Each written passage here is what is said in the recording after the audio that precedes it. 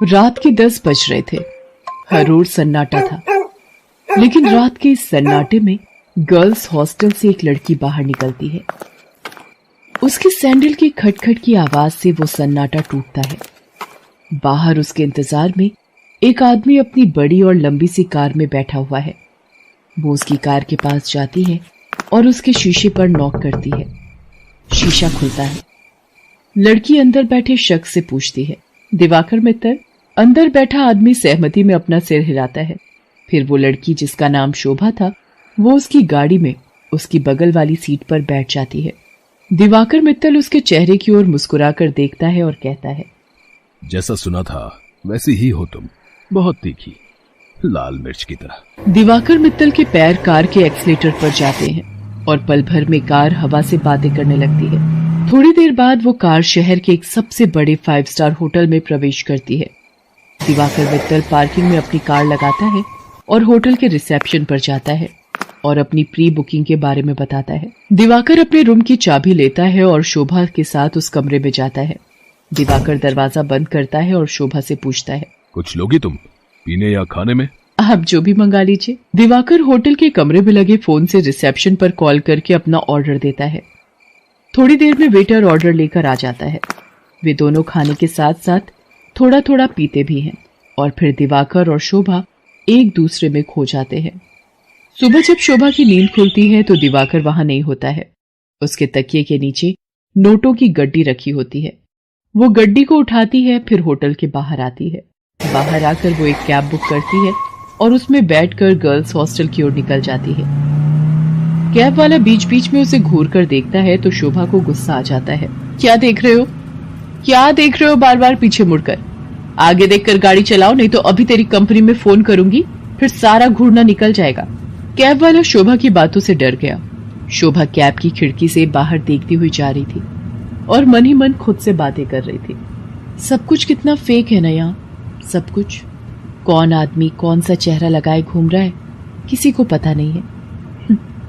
मैं भी तो पिछले कई महीनों से एक नकली चेहरा लगाए घूम रही हूँ। सच कहूं तो घिन आती है मुझे उस चेहरे से, दम घुटता है मेरा।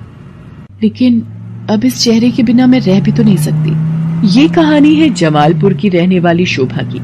शोभा शहर के एक हॉस्टल में रहती है और इंजीनियरिंग की पढ़ाई कर रही है। वो 8 महीने पहले ही शहर आई है।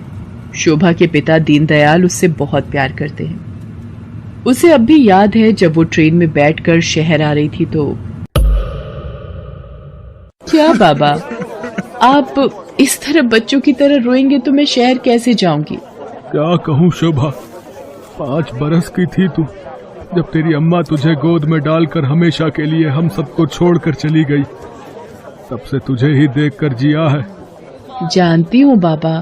सोचा था कि एक बार ही तुझे विदा करूंगा जब तेरी शादी होगी, लेकिन शादी के पहले ही।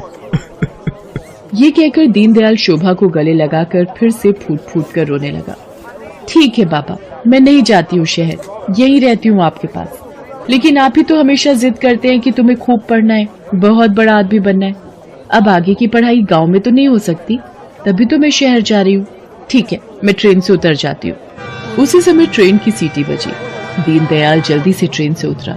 ट्रेन ने कुछ ही देर में रफ्तार पकड़ ली। शोभा ट्रेन से आगे निकलती गई और दीनदयाल पीछे छूटता गया। शहर में शोभा गर्ल्स हॉस्टल में रहने लगी और अपनी पढ़ाई करने लगी। उसकी रूम पार्टनर थी रेखा। रेखा का बैकग्राउंड भी शोभा की तरह ही था। उसके पिता नहीं थे। उसकी माँ दूसरों के खेतों में काम करती थी। बहुत कठिनाई से गुजर बसर होता था। एक दिन की बात है, शोभा कमरे की सफाई कर रही थी तो उसे रेखा के तकिए के नीचे से नोटों की गड्डी मिली। इतने सारे पैसे, ये यहाँ कैसे आए? रेखा उस समय नहा रही थी। जब वो नहाकर बाहर आई तो शोभा ने उससे पैसों के बारे में पूछा, लेकिन रेखा ने उसकी बात का सही सही कोई जवाब नहीं दिया। आश्चर्य तो हुआ, क्योंकि वे दोनों अच्छे दोस्त थे। कुछ बात तो है जो रेखा मुझसे छिपा रही है, लेकिन क्या? शोभा ने एक बात और नोटिस किया कि हफ्ते में 3-4 दिन रेखा रात को कहीं चली जाती थी और सुबह वापस आती थी। उसने इस बारे में भी रेखा से पूछा तो, तू भी बिना मतलब जासूसी करती रहती है, तू अपने काम से काम रखना। मैं कहाँ जाती हूँ, क्यों जाती हूँ, हर चीज का हिसाब देना जरूरी है क्या? ये जरूरी तो नहीं, लेकिन कल को हॉस्टल की वार्डन को पता लग गया कि तुम रात रात भर बाहर रहती हो तो क्या होगा? तुझे पता है ना वो कितनी स्ट्रिक्ट है। तो उसकी फिक्र मत कर, मैं संभाल लूंगी उन्हें। धीरे धीरे शोभा ने रेखा की लाइफस्टाइल में बहुत तब्दीली देखी। वो महंगे से महंगे कपड़े और जूते खरीदती, लेटेस्ट मोबाइल फोन रखती, उसका जब जो मन करता वो करती। शोभा उसकी लाइफस्टाइल से बहुत प्रभावित हो गई। शोभा ने बचपन से अब तक गरीबी ही देखी थी, इसलिए उसका भी मन करता कि वो भी नए कपड़े खरीदे, महंगे मोबाइल रखे, उसका जो मन करे वो कर सके।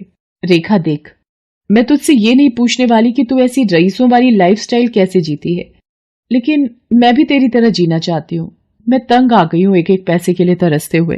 पहले तो रेखा टाल मटोल करती रही, लेकिन फिर उसने सच्चाई बता दी कि वो एक कॉल गर्ल का काम करती है। उसकी बातों को सुनकर शोभा शॉक्ड रह गई और उसने कहा कि अगर ये बात वार्डन को पता लग गई तो बड़ी भोली है रे शोभा। हॉस्टल की वार्डन को सब पता है, वही तो हमें दबाव डालकर भेजती है लोगों के पास। वार्डन की सारी सच्चाई जानकर शोभा एक बार फिर से चौंक गई।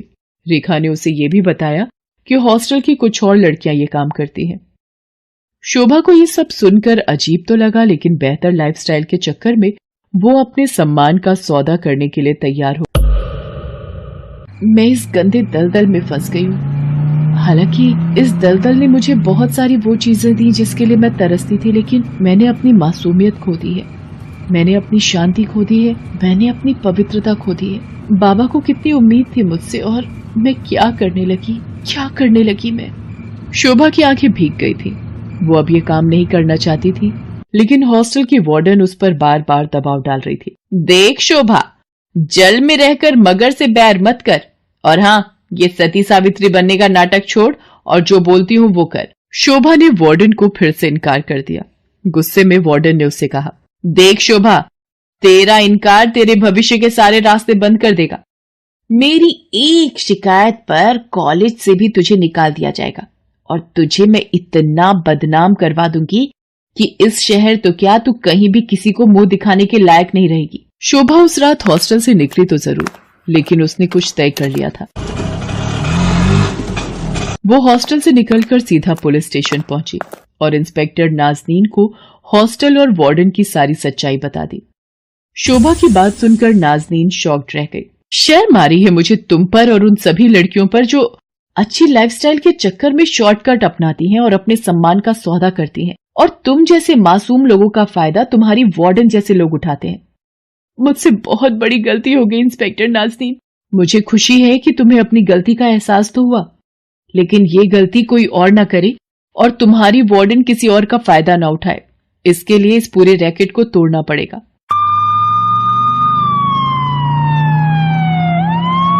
इंस्पेक्टर नाज़नीन ने वार्डन को गिरफ्तार कर लिया और उसे जेल भेज दिया। जिस वार्डन पर लड़कियों की सुरक्षा की जिम्मेदारी थी, वो उनका सौदा करने लगी थी। इस बात को सुनकर पूरा शहर सन्न रह गया। आज शोभा इंजीनियरिंग के लास्ट ईयर में है और वो बहुत ही मेहनत से अपनी पढ़ाई कर रही है। आखिर उसे अपने बाबा का सपना जो पूरा करना है,